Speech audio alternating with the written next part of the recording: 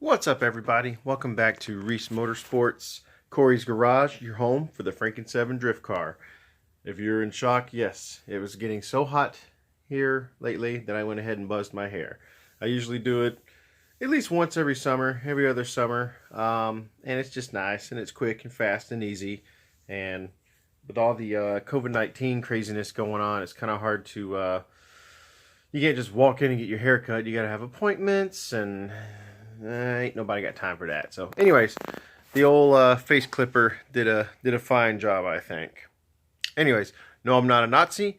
No, I'm not a skinhead, whatever. It's just no guard. That's what it looks like. The same one I trim my face with and other things. I trim my head with. So anyways, sorry, I got called about 5 or 6 different names at work so far. So some I didn't know about, and I guess some I did, but anyways, I want to give you guys a little update on what's been going on with the car. So this past Monday was our son's 2nd birthday, and so this past Sunday and Saturday, so last weekend, my 2 older brothers came in from Georgia, as well as my older cousin, and so we had a nice weekend visit to get to hang out, catch up. They got to see the car. They definitely all approved, especially my middle brother. He's the one with the built C6 Z06. So he was getting excited for this build too. So it was really fun to kind of show it off to him and let him look over my handiwork a little bit. So really appreciated them coming up for my son's birthday party. It meant a lot, and we had a great time. It was a quick visit, but it was a good visit. But as soon as they left, I wasted no time kind of getting back to getting some parts and getting some stuff lined up. So I actually picked up a Series 5 front and rear bumper cover. Very, very good deal. Couldn't pass it up. I wanted another one since I sold the first one I had last year sometime. I sold it to actually, I think, get my clutch kit. I can't remember, but I know I sold it to get some other parts, and I was going to try to doctor up this busted up Series 4 bumper I've got, but then I saw this front and rear S5 bumper come up for a steal, so I had to jump on it. So if anyone needs an S4 front bumper that needs a little bit of love, you're welcome to it for a small fee, or for free if you want. It doesn't matter.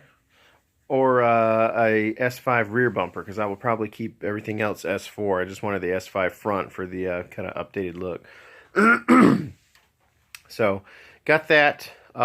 We did get some I think we got some parts there. I'm trying to remember. I guess there was a mix-up with Power by Max, so they went ahead and sent me the DTSS eliminators. I thought I got my refund from them, but my my rear solid bushings, those showed up. That was in the last video. I did have to, oh, my strut bars came the other day, so I do have my front and rear strut bars here. I haven't put them on yet, as well as my LRB Speed door skins, door panels, and B-pillar bars, or not bars, skins. And trying to think anything else that's come in, because obviously I've been sitting on some stuff too, but I haven't got to dive into the wiring. I did spend some time the other day and start working on the the RX-7 side of the harness and just deleting some stuff that I knew I wasn't going to need. And I've been reading through the write-ups, and I think I've got a pretty good idea. Like, I know the bunch of wires that comes with this harness, they send you like 8 or so extra wires, and I think I'm only going to need like 2 or 3 of those. So I know the white wire from the LS harness goes to the yellow with blue stripe wire, and that's the tack signal. The reds and the orange, I believe, go to 12 volts switched, run, and hot. And I think there's a blue wire that goes to the fan, so I essentially can run the fans through this GMECU, but I might still keep it on a switch. I'm not sure yet. There's a mod you have to do. There's this little relay underneath the steering column that you basically kind of have to pull one pin out and move it over, and it basically just becomes like a fuel pump relay. So from LRB Speed, I did get a like a gauge cluster delete panel, but after reading this write-up, it makes sense that I can make basically everything but the speedometer work. So everything factory RX-7 stuff as far as gauges. So my tachometer should work, my amp meter should work, my water temperature and my oil pressure and my fuel level. All those factory gauges should work. The only thing that's not going to work, obviously, is the factory speedometer, but I've got the GPS speedometer to work for speed and miles and stuff like that. So, yeah, so I actually sold the LRB speed gauge cluster delete and the Power by Max rear subframe bushings, or rear trailing arm and DTSS eliminator bushings. So put them up, and within like 2 hours already had people wanting to send me money. So that worked out really well. I haven't got to do much wiring, but I've been reading a lot about it, and I think I've got a pretty good handle on what I have to do.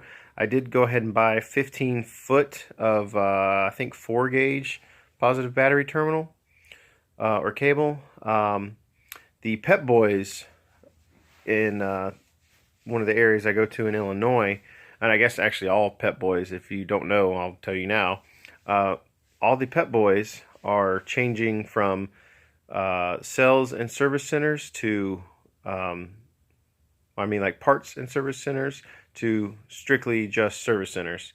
So there will be no more Pep Boys parts. But the reason that works out right now is because you can go by any store right now that's still open, and everything that's on the store floor besides batteries or tires, I guess, is 50% off. So I went the other day and I got basically 2 oil changes worth of Royal Purple. I've got all my coolant, all my gear oil, some octane boosters, and just different things like that. Everything was 50% off, so I got Royal Purple for like $4.50 a quart, and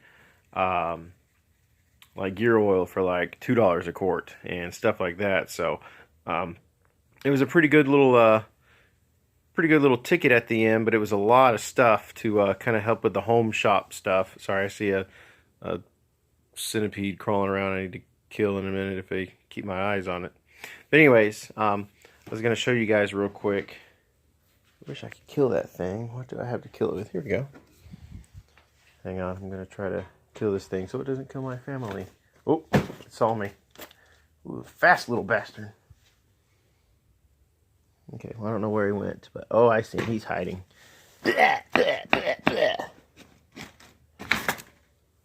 Well, hopefully I killed him. Okay, sorry about that. Anyways, so now this is not a factory service manual. This is the old Haynes manual, but if you kind of follow through there, that is the starting and charging circuit. So that's going to go from your battery, ground, main 80 amp fuse, and ignition switch and all that good stuff. So I've been following along with this as well as the write-up on the Granny Speed Shop website. So a few little things I did to the wiring harness in here. I did extend the lose my train of thought, knock sensor wires. So this has 4 or 3, or is it just 2? This has 2 knock sensors, one on each side of the block, as opposed to the regular old Gen 3 style LS engines. They have 2 down in the valley cover. So I had to basically take those wires, and hopefully I got the right ones. Hopefully they don't matter, but basically just had to cut and extend those down. There's also like a crank position sensor, I think, down at the bottom, and let's see, the mass airflow sensor was good. And I don't know if you can tune it out or not when this thing gets tuned, but there's supposed to be a air inlet temperature sensor that goes into the intake tube. But there was no provision with this intake manifold. And I just have the connector side. I don't have the actual sensor, so I don't know if you need it or not, because I have... Oh, I do have a... Well, there was some other sensor that was on the front part of the harness, and I just basically cut it off and taped it away. So hopefully it's not needed, because I'm looking right now. I've got the MAF, the throttle position, and there is the air inlet temperature. So I don't know what that other one was. So we'll just let it roll. So yeah. So today I ordered 2 little fittings. One adapts the Mazda oil pressure sensor to the Chevy, I guess basically pedestal, if you will, for the oil pressure. So the one that's on the back of the valley cover that I did have to drill. So that's where the factory LS oil pressure sensor goes. So I'm going to basically put the Mazda sensor into that hole via a 1/8" adapter pipe thread type deal. And then similarly, and that'll make the factory Mazda oil pressure gauge work. Hopefully, I might have to. They have their way of doing it on the website I was looking at. Is there's this little 2-bolt kind of blocked off snout type thing, for lack of better terms, down by the oil filter on these LS's, and you can remove that, drill and tap that hole to 1/8" NTP, and insert a couple of elbows, and you can put the factory Mazda sensor down there like that, and that'll make your gauge read correctly. So either one of those options should be okay. Hopefully the one I plan on doing will work. And then for the water temperature sensor, I didn't think there was anything wrong with going this front route, but I guess I'll do both. So I'll have the Chevy side mounted on the driver's front head, and then on the passenger rear side of the head, there's like a little threaded cap, and so I got a fitting to put into that, and then to put the Mazda coolant temperature sensor. So I've got that coming from Rock Auto as well. So yeah, so I got the 15 feet of battery cable. I haven't ran it out yet. I just ordered my battery yesterday, so I've got a Rock Auto Group 35 battery coming, a kill switch, or a I guess disconnect switch, like safety switch, and I guess that coolant sensor was the last stuff I got some Rock Auto. So yeah, thankfully there's not much left to buy. Today I did get to tinker on it a little bit. I had to get some bigger and a little bit longer hardware for the rear suspension arms, the trailing arms. So the bushings are in, and I was actually trying to mount them today so I could at least get the brakes mounted up, and the lower bolt was not quite long enough. It came through enough to where I could get like 4 or 5 threads on there, so if I really cranked it down, but I just felt like that wasn't quite enough. I did not want that to back out. Like suspension and brake stuff especially is important. You don't want that stuff failing on you. I mean, your brakes are your brakes, and your suspension is what holds everything together. So if that stuff starts falling out, I mean, you're in big trouble. So I did not want to risk any safety measures or precautions there. So just trying to think if there's anything I should show you. Oh, I can show you the door panels. I think these turned out very nice. There's not much light, but and our toilet paper and stuff is in the way. But boom, here's the LRB Speed brushed aluminum finish, just basically door cards. So I've got them, you know, inside on both sides. It was kind of two purposes. It was one, it was to cover up all the plastic and nastiness and wires and, you know, sharp metal that's underneath the door cards. And two, it was to, you know, just kind of make it look a little bit more complete. So just nice little touches. And I was kind of playing around to see about, you know, if I'm going to be using this little switch panel or not, because it's got 2 toggle switches and a push button. And if I can't wire up correctly to get things working off the key, then at least I know I'll be able to start the car with the push button. So I was just kind of playing around with some ideas. I'll have to make some little block off panels or something like that, get a piece of plastic to put there, but yeah, I mean, the inside, there's not much left as far as, you know, a few bolts to hold the dash in, and you know, run those wires to that connector behind the glove box or instrument cluster, and this thing will be ready to like turn over and run. I did get a couple bottles of this concentrated like fuel additive. It's supposed to turn it into like 108 octane or something with a full tank of, I guess, 93. So we'll see. I got a couple of bottles of that from the sale at Pep Boys. So that'd be cool if that works. That'd be nice. Trying to think if there's anything else right now. I guess that's it. yeah, so we're just getting closer and closer just with work. Like right now it's like 3:45. I got home at 10 after 3. The sun is probably going to be coming up in about 15 to 30 minutes, so I got to be hitting the sack here soon. But just wanted to touch base with you guys. Hadn't seen you in a while. I was missing you, and I figured you would want a little bit of a update on the car. So that's where we're at. I won't be off again until Monday, so hopefully I can get a good day's worth of work on the car Monday, and